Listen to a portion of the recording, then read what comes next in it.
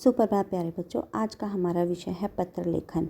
बच्चों, पत्र लिखना भी एक कला होती है। इस कला को सीखने के लिए कुछ नियम बनाए गए हैं। चलिए मैं उन्हें पढ़कर बताती हूँ कि उत्तम पत्र कैसे लिखे जाते हैं। सबसे पहले पत्र में अभिवादन शब्दों का प्रयोग होना चाहिए, यानी कि पत्र लिखते समय किसी भी अपशब्द या दुर्भाषा का प्रयोग ना लिखें। नंबर 2, पत्र की भाषा सरल होनी चाहिए। नंबर 3, कम शब्दों में अधिक विचारों को लिखना चाहिए और पत्र की भाषा विषय अनुकूल होनी चाहिए। शिकायती पत्रों की भाषा प्रभावशाली ढंग से लिखनी चाहिए और प्रार्थना पत्रों की भाषा विनम्रतापूर्ण होनी चाहिए। पत्र लिखने की जो कला है वो इतनी सुंदर होनी चाहिए कि पत्र पाने वाला भी प्रभावित हो जाए। और अंत में पत्र में मूल बात पर ही बल दिया जाना चाहिए। तो बच्चों, ये तो थी उत्तम पत्र लिखने की कला। तो आगे चलते हैं पत्र के प्रकार। बच्चों, पत्र 2 प्रकार के होते हैं, औपचारिक पत्र और दूसरा है अनौपचारिक पत्र। औपचारिक पत्र की श्रेणी में आते हैं प्रार्थना पत्र, आवेदन पत्र, सरकारी, गैर सरकारी, संपादकों पत्र और व्यावसायिक पत्र। बच्चों, हमने अभी पहले 2 पत्र हम लोग कर चुके हैं, जैसे कि अवकाश हेतु और फीस माफ़ी हेतु। बच्चों, वे दोनों पत्र औपचारिक पत्र थे। आज हम सीखेंगे अनौपचारिक पत्र। तो पहले मैं आपको बताती हूँ कि अनौपचारिक पत्र में की श्रेणी में कौन कौन से पत्र आते हैं।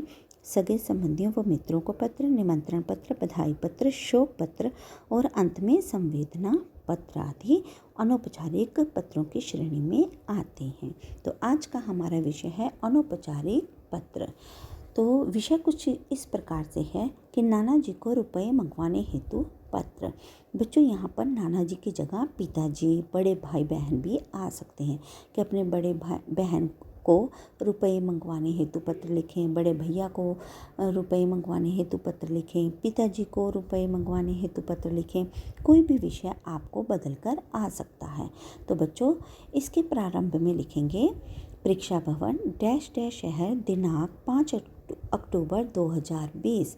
बच्चों, यह पत्र आप जिस भी तारीख को लिखेंगे उस दिन की तारीख यहाँ पर लिखेंगे। पूजनीय नाना जी, क्योंकि मेरा विषय नाना जी को पत्र लिखने का है, तो मैं यहाँ पर पूजनीय, जो भी आदरणीय व्यक्ति होते हैं हमारे घर में, वे उनके लिए बच्चों या तो आदरणीय लिखा जाता है या फिर पूजनीय या पूज्य लिखा जाता है।